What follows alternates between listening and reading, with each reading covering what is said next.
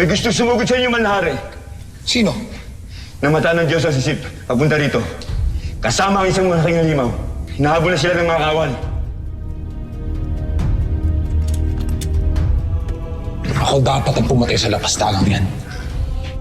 Tugo niya ang dadantay sa aking armas.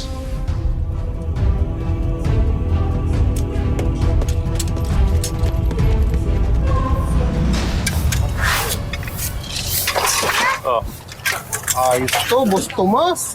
Daming papakinabangan sa junk shop. Oo. Iba-iba tayo. Ay, nako. Hindi natin pwedeng pagkakakitain yung trahedya ng iba. I-donate natin sa munisipyo yung pera makukuha dito at maraming matutulungan na sa mga nasalanta yon. Yan ang papi ko!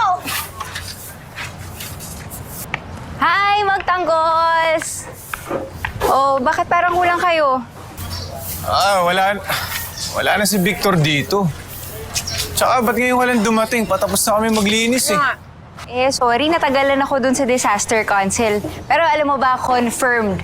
May ibang dahilan yung pagsabog ng bulkan.